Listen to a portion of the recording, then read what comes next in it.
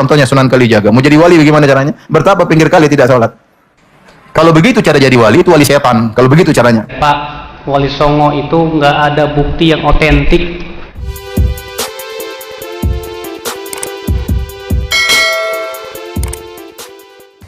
Assalamualaikum warahmatullahi wabarakatuh. Kembali lagi di Lingkar Sabda. Kembali berulah, dunia maya Indonesia kembali dibuat panas dingin oleh pernyataan kontroversial dari salah satu gembong aliran Wahabi Salafi. Pasalnya, dalam tayangan yang beredar luas, Firanda Andirja Al-Wahabi mengeluarkan fatwa kontroversial menyesatkan yang ditujukan terhadap salah satu ulama ternama penyebar agama Islam Indonesia. Menurutnya, selama ini umat Islam Indonesia telah terpengaruh doktrin sesat dan menyimpang, sehingga secara tidak langsung telah menjauhkan mereka dari kebenaran hakiki, yakni kebenaran Al-Quran dan As-Sunnah.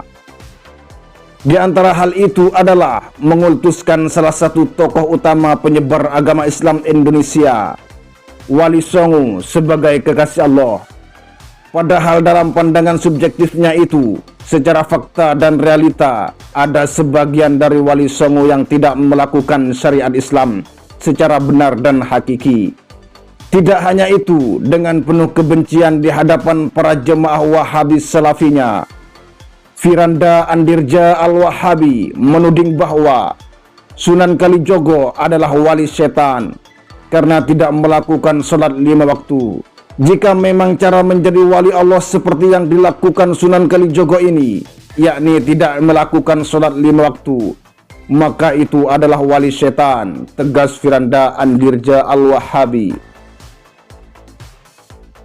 Perlu diketahui seksama bahwa bukan kali ini saja para Wahabi Salafi ini melecehkan dan merendahkan para ulama penyebar agama Islam Indonesia.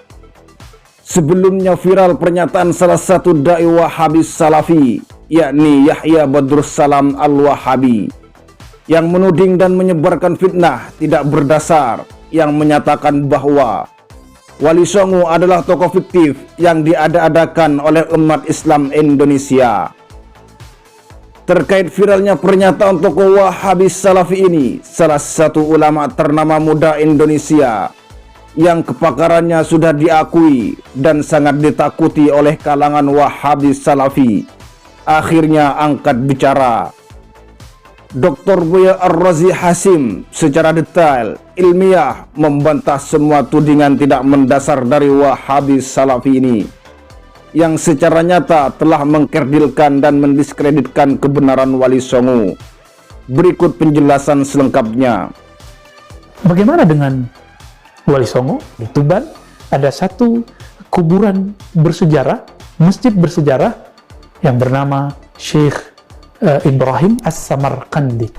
Orang tempatan karena tidak mengerti apa itu Samarkand, karena tradisinya sudah berubah menjadi Mbah Asmoro. Mbah Asmoro itu dari Mbah As-Samarkandi.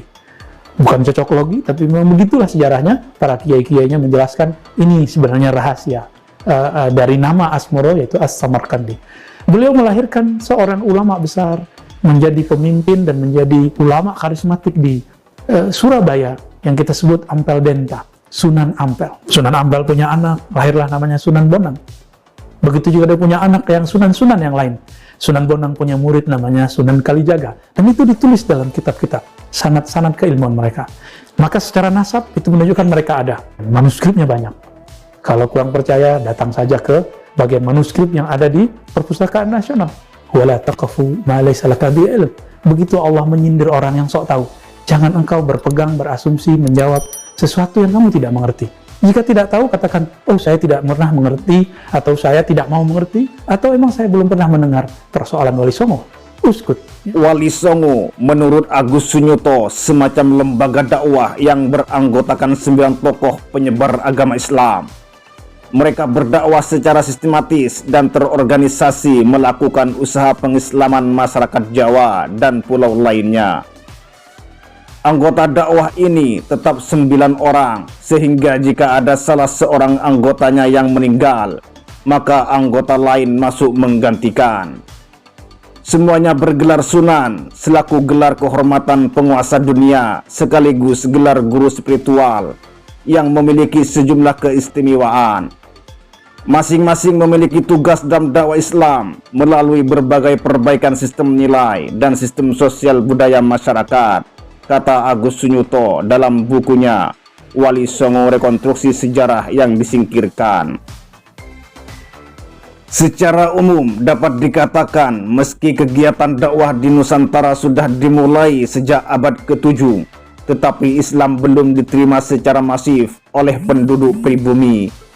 Dan itu berlangsung hingga pertengahan abad 15. Baru pada abad ke-15, tepatnya era dakwah yang dipelopori para sufi yang dikenal dengan Wali Songo, Islam dengan cepat diserap melalui asimilasi dan sinkretisme budaya Nusantara. Lantas mengapa di tangan para Wali Songo, Islam begitu cepat diterima penduduk Nusantara, khususnya penduduk Pulau Jawa? Fakta sejarah menunjukkan bahwa kunci gerakan dakwah Wali Songo adalah damai, toleran, dan berpijak pada dua prinsip, yaitu bil mau'izatil hasanah wa jadilhum billati hiya ahsan, dan prinsip al-muhafadzah ala qadimis sholih wal akhdhu bil jadidil aslah. Artinya, dakwah dikemas dalam nasihat yang bijak dan argumen yang kuat, disampaikan secara bertahap dan tidak frontal, sambil melestarikan budaya lokal yang baik dan sudah ada, menyerapnya ke dalam Islam dan mewarnainya dengan ajaran tauhid. Dakwah mereka dilakukan dengan pendekatan persuasif, keteladanan, kasih sayang, dan kedermawanan. Jalan dakwah yang ditempuh Wali Songo melalui proses asimilasi dan sinkretisme antara Islam yang terbuka dan akomodatif dengan agama asli Nusantara. Dakwah dikemas dalam bahasa yang bijak dan ajaran yang sederhana dan disesuaikan dengan pemahaman masyarakat sesuai dengan adat dan kepercayaan setempat. Dilansir dari buku Jejak Kanjeng Sunan, Perjuangan Wali Songo. Media seni juga menjadi sarana dakwah yang cukup efektif bagi Wali Songo.